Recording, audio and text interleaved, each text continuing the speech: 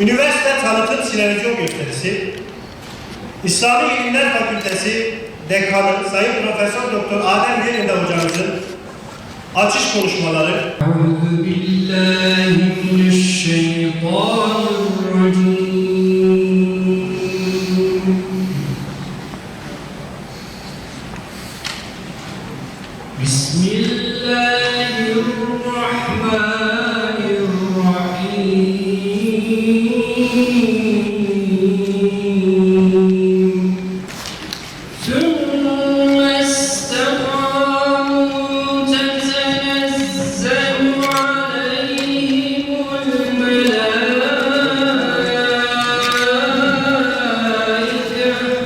Seyranımızda tezahürünü görüyoruz.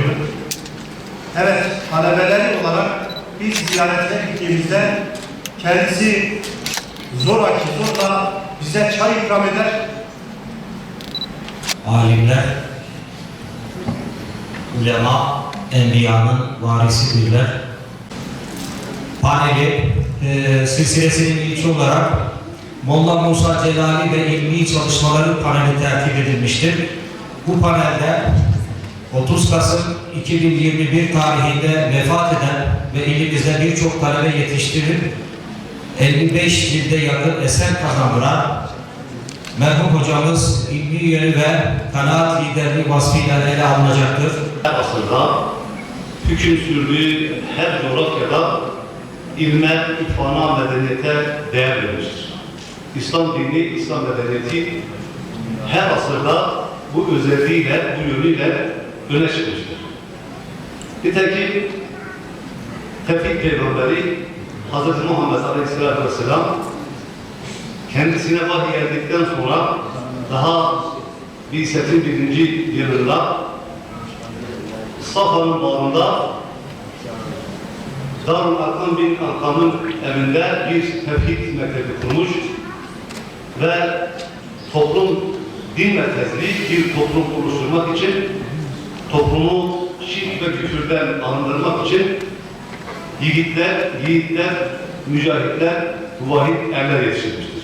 Medrese eğitiminde esasında çok uzun süre okumuyor. Kendisinin dediği gibi 6-7 senede Doğu ve Güneydoğu bölgesinde çok meşhur olan alimleri tespit ediyor ve onların yanından özellikle giderek her bir alim hangi konuda daha mahir ise, daha uzman ise, daha iyi biliniyorsa ilgili ilmi, mesela fıkıh konusunda hangi alim, sarf nahiv konusunda hangi alim, ferdiz konusunda hangi alim daha önde ise kendisi bunu takip ediyor.